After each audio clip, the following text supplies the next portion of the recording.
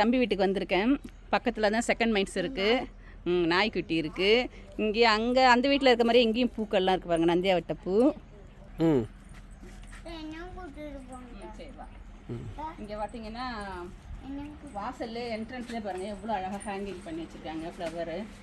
அந்த செடி குரோட்டன்ஸாக இது என்னன்னு தெரியல, ரொம்ப அழகாக இருக்குது. எங்கே பற்றியா இவளுக்கு எல்லாமே கற்றுத்தரணும் அப்படிங்கிறது தான் ஒரு ஆசை எனக்கு. இன்ட்ரெஸ்ட் வந்து அழகாக செய்வான்னு தொடக்கூட மாட்டேங்கிறா இல்லை.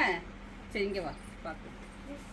இங்கே பார்த்தீங்கன்னா எல்லாமே ஹெல்மெட்டில் வந்து மணி பிளான்ட்டு, இந்த வாட்டர் லில்லி எல்லாமே ஹேங் பண்ணி வச்சுருக்காங்க. அந்த பெயிண்ட் டப்பா குட்டி குட்டி இருக்குது. அதுக்கப்புறம் அந்த கற்பூரவல்லி, அந்தி மந்தாரை, இதெல்லாமே ரொம்ப அழகாக இருக்காங்க, சூப்பராக இருக்குது. வெத்தலை கொடி இருக்குது. கார்டனில் அவ்வளோ இன்ட்ரெஸ்ட் இல்லை? ஆமாம். மாமாவுக்கு எவ்வளோ இன்ட்ரெஸ்ட். இங்கே எல்லாமே அழகாக இதில் வச்சுருக்காங்க. இல்லை ரோஸ் கூட பூத்துருப்பாங்க. இந்த ஒரு ரோஸு, அங்கே ஒரு ரோஸ் இருக்குது. மரங்கள் வந்து கொய்யா மரம் இருக்குது, பலா மரம், மாமரம், சின்ன நெல்லிக்காய், பெரிய நெல்லிக்காயும்.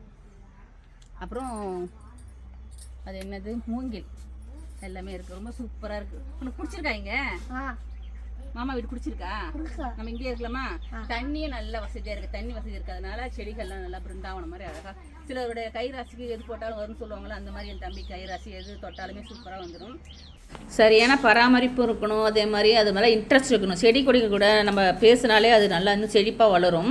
நமக்கு எவ்வளோ கஷ்டங்கள் இருந்தாலும் நம்ம வந்து அது கூட கொஞ்சம் நேரம் மனசு விட்டு பேசலாம். நம்ம யாருக்கிட்டையும் போயிட்டு எதுவுமே நம்மளோட குறை நிறைகளை சொல்கிறத விட நம்ம ஆசையாக வளர்க்குற செடிங்க கிட்ட போய் பேசி பாருங்களேன், அது இன்னும் நல்லா செழிப்பாக வளரும். நம்மளுடைய பேச்சுக்கு வந்து அது நல்லா ஒரு ரியாக்ட் பண்ணுற மாதிரி தோணும் நமக்கு.